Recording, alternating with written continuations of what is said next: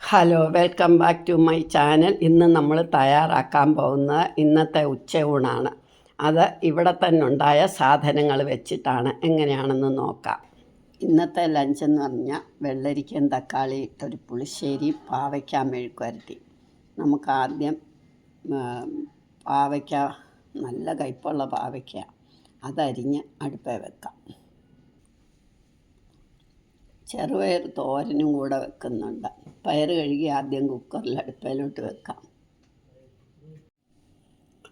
പയർ നമ്മൾ അടുപ്പയിലോട്ട് വെക്കാം.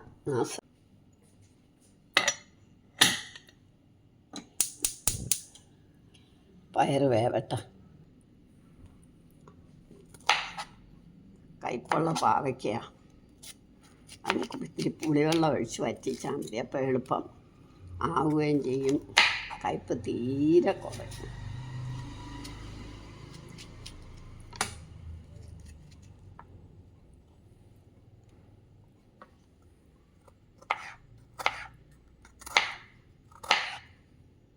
ഇപ്പം നമ്മൾ പാവയ്ക്ക അരിഞ്ഞു കഴിഞ്ഞു.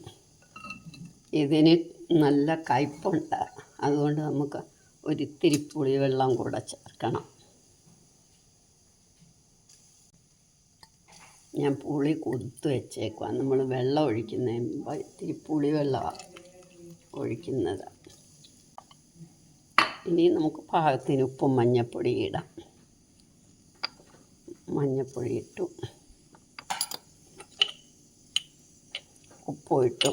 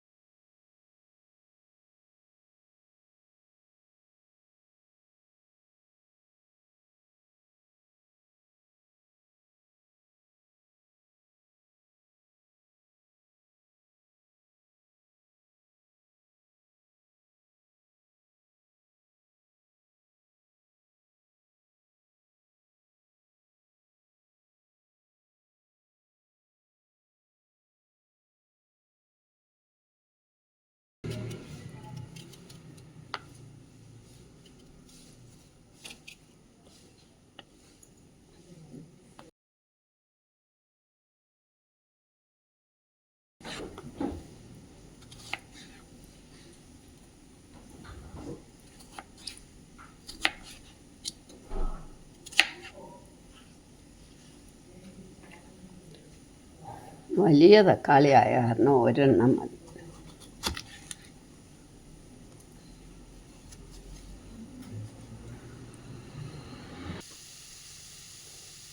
നമുക്ക് ഈ കൽച്ചട്ടിയിലോട്ട് വെക്കാം പുളിശ്ശേരി.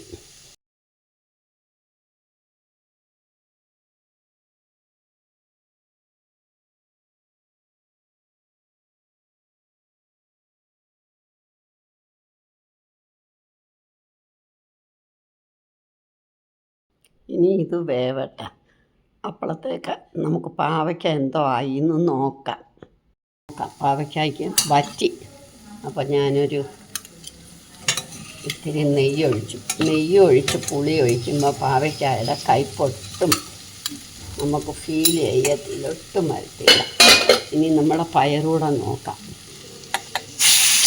പയറിപ്പം വെന്ത് കഴിഞ്ഞു കാണും. ഉപ്പിട്ടതാണ് ഞാൻ. ഇനി നമുക്കിതൊരു ചീനച്ചട്ടിയിലോട്ട് കടുക് വറുത്തിട്ട് തേങ്ങായും ഇടാം.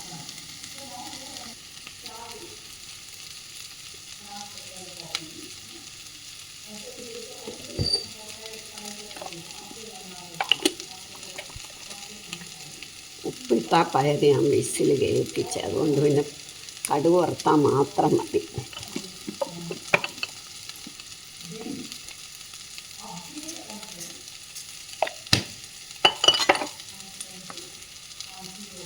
കടുകും മുളകും രണ്ട് കറിവേപ്പില ഇട്ട് അടച്ച് വെക്കാം.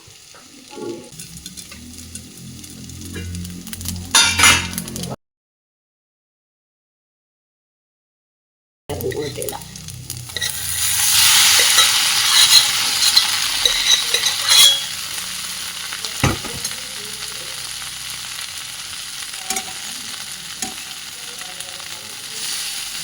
കുറച്ച് കൂടുതൽ വെന്തു പയറാം.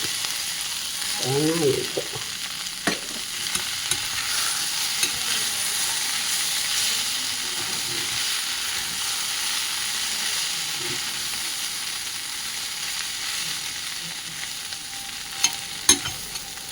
ഇനി നമുക്ക് പുളിശ്ശേരിയുടെ തേങ്ങ അരച്ചുകൊണ്ട് വരാം.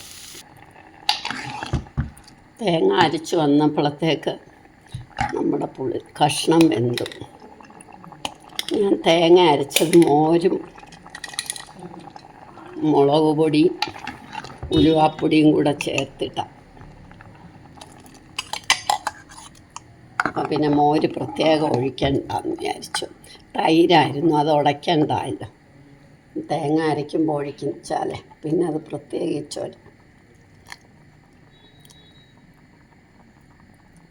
ഇത്തിരി ഉലുവാപ്പൊടിയും ഇട്ടു. കടുക് വറക്കാം.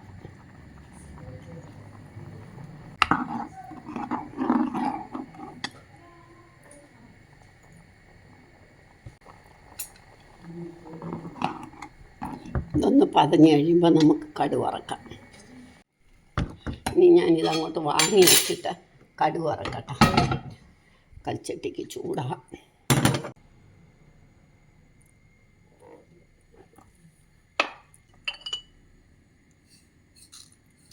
കടുക്, കറിവേപ്പില ഇട്ടാൽ അതിങ്ങനെ പൊട്ടിത്തെറിക്കാതിരിക്കുക. എന്നാലും ഞാൻ അടച്ചും വെക്കും, അല്ലെങ്കിൽ വീഴും.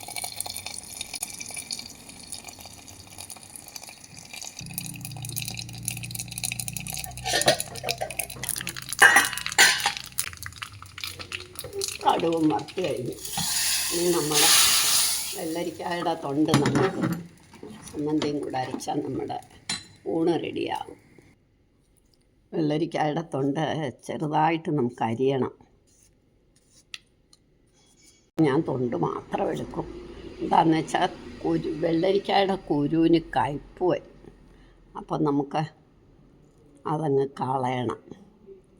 പിന്നെ തീരെ പൊട്ട് വെള്ളരിക്കയാണ് അങ്ങനെ നമ്മൾ പറിക്കില്ലല്ലോ, നമ്മൾ വിളഞ്ഞിട്ടല്ലേ പറിക്കുള്ളൂ. അതും ചെറുതായിട്ടരിയണം.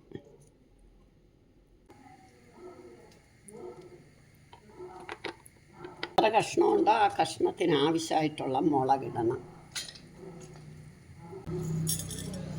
ഉഴുന്ന് പരിപ്പ് ഇടണം. കടുക്. ഇത് രണ്ടെല്ലാം ഒന്ന് മൂക്കുമ്പം നമുക്ക് ആ വെള്ളരിക്കായുടെ തൊണ്ടോടെ ഇടണം.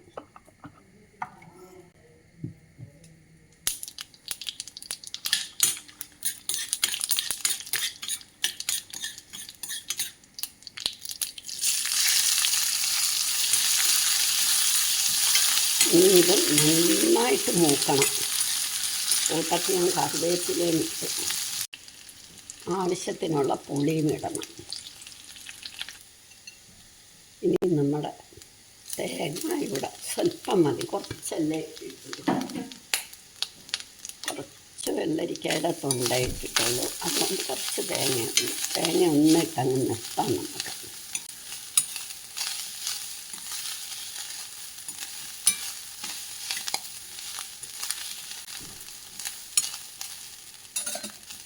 സ്റ്റൗ നിർത്തി. ഇനി ഞാൻ ഒരു കഷ്ണം ഇഞ്ചി ഇടും. അത് വറക്കുന്നില്ല, ചുമ്മാ ഇടുക. ഇതൊന്ന് തണുത്തിട്ട് നമുക്ക് അരയ്ക്കാം. അടി പാകത്തിന് ഉപ്പൂടെ ഇട്ട് അരച്ചോണ്ട്.